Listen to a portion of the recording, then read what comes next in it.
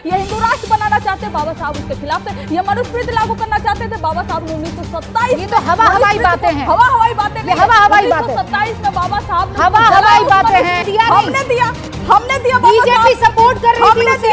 BJP बाहर से थी, बीजेपी ने सरकार गिरा दी। हमने आरक्षण दिया, बीजेपी ने सरकार गिरा दी। अरे सरकार तो बहुत बाद में गिरी थी प्रभु। गाड़ी जो आरएसएस के प्रचारक थे, वो आरएसएस के विरोधी थे। आरएसएस के व्यक्ति उनके इलेक्शन एजेंट थे और नेहरू जी ने पर्सनली कैंपेन करके उनको हराया।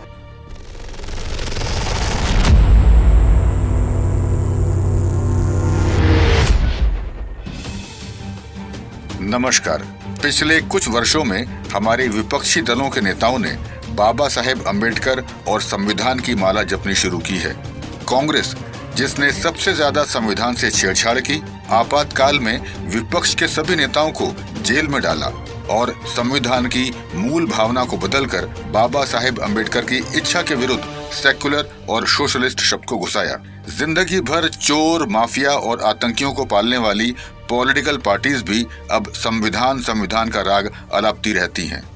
सदन में गृह मंत्री अमित शाह ने इसी संदर्भ में कहा कि जितना अंबेडकर करते हो, इतना भगवान को याद किया होता तो जीवन सुधर जाता।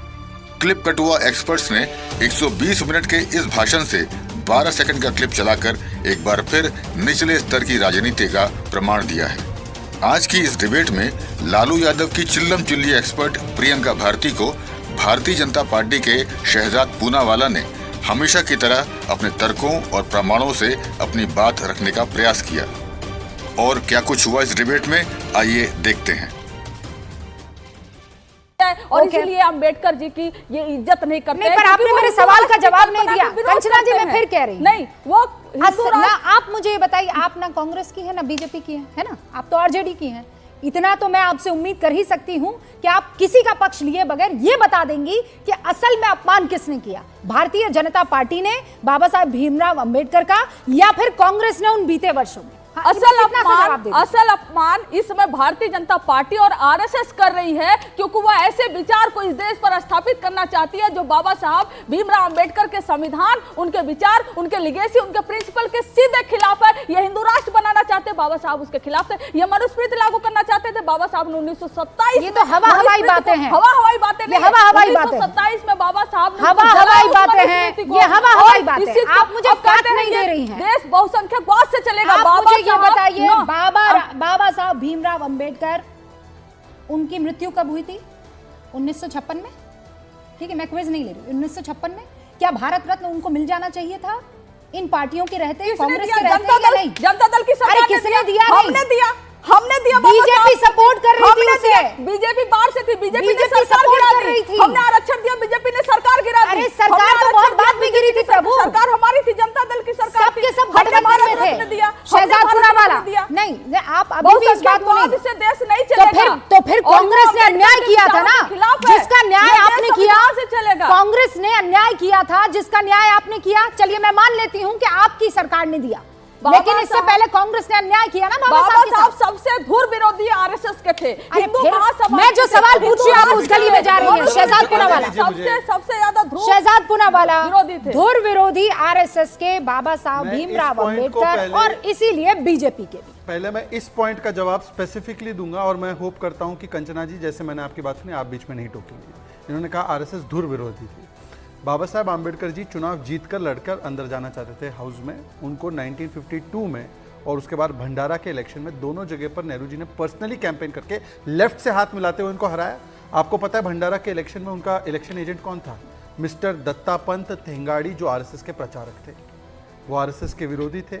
आरएसएस के व्यक्ति उनके इलेक्शन एजेंट थे और नेहरू जी ने पर्सनली कैंपेन करके उनको हराया। ये फैक्ट है हिस्ट्री का। दूसरी बात, उन्होंने जब इस्तीफा दिया 1951 में, दो चीज़ें बता देता हूँ क्योंकि मेरी बहन तो बहुत बड़ी रिसर्च स्कॉलर भी है।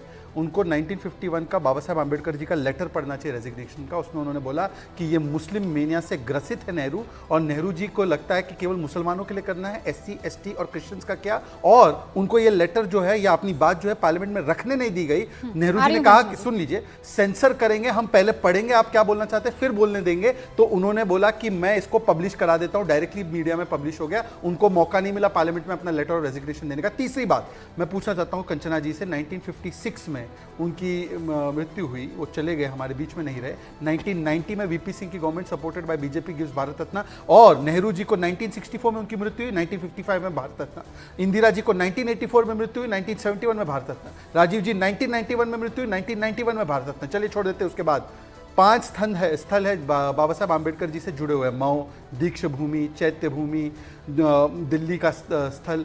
इन जो भी 5 स्थलों को कोई भी नेशनल मेमोरियल की तरह नहीं रखा गया। 2011 का रिस्पॉन्स है आरटीआई का कि हमने कभी नहीं डेवलप किया। 10 सेकंड और 10 सेकंड और 10 सेकंड और 10 सेकंड रूबिका जी 10 सेकंड और 10 सेकंड इंटरप्टेड यू। सबने अपनी बात रख ली। अब पहले मुझे ये बता दीजिए, विपक्ष ये कह रहा है अंबेडकर अंबेडकर अंबेडकर, जो टोन और टेनर था उस टेनर पर सबको आपत्ति हो रही है। उस पर जल्दी से मुझे जवाब दीजिए। और बाकी टोन और टेनर की बात क्योंकि आई है तो मैं पूछना चाहता हूं कि जब इंदिरा जी ने बाबा साहब आम्बेडकर जी के प्रियम्बल को कुचल कर उसमें बदलाव किया तो टोन और टेनर क्या था?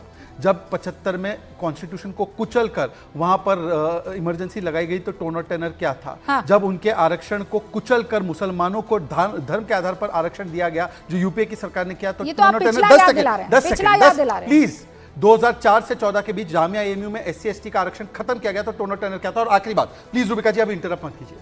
टोन और टेनर तब क्या था जब सैम पित्रोदा ने कहा कि नेहरू का कंट्रीब्यूशन था कॉन्स्टिट्यूशन में, आम्बेडकर का नहीं। उसको ब्रीफ पीरियड के लिए निकाला गया था, उसके बाद इस सैम पित्रोदा को वापस से पार्टी में लिया। मैं पूछना चाहता हूँ टोन और टेनर मैं आपको बताता हूँ क्या आम्बेडकर जी ने बोला कांग्रेस के बारे में और कम्युनिस्ट के बारे में। कांग्रेस के बारे में, joining Congress will be suicidal, Congress has no place for SC STs।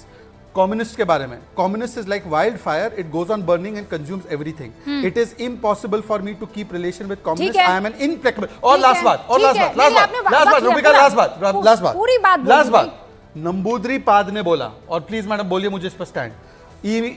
नंबूद्री पाद ने बोला I will rake Baba Saheb Ambedkar constitution from with in. अब बोलिए आप लोग सपोर्ट करते हैं कि नहीं सपोर्ट करते हैं? सपोर्ट करते हैं नहीं सपोर्ट करते बताइए। टोन और टेनर क्या था आपका? एक सेकंड, आरएसएस के द्वारा बनाया गया एक 12 पॉइंट का एजेंडा है। उस 12 पॉइंट एजेंडा की तहत ये चाहते हैं कि कैसे बाबा साहब को उठाकर एक ब्राह्मणवादी तरीके से दिखाया जाए और दिखाया जाए कि कैसे वो एंटी कांग्रेस या एंटी थे। और बाबा साहब ने कभी ये नहीं कहा था कि कांग्रेस जो मुस्लिम परस्त है। इवन बाबा साहब ये कहते थे कि किसी भी तरह से, एक सेकंड, किसी भी तरह से मुस्लिम लीग को मनाया जाए और जो पार्टी से एक सेकंड, ये बिल्कुल झूठ है। ये सच्चाई रूबिका है। मुझे कोट करने दो आम्बेडकर कोट करूंगा मैं। ये उनकी किताब नहीं है, ये उनके कोट है, मैं आपको बता देता हूं। एक सेकंड रूबिका जी मुझे बोलने का मौका दीजिए। मुझ पर आरोप लगाया गया, रूबिका मुझ पर आरोप लगाया गया। कांग्रेस को कभी एक एक करके, अच्छा आप दोनों पढ़े लिखे हैं, उन्होंने आरोप लगाया, जवाब देने का मौका मिलना चाहिए।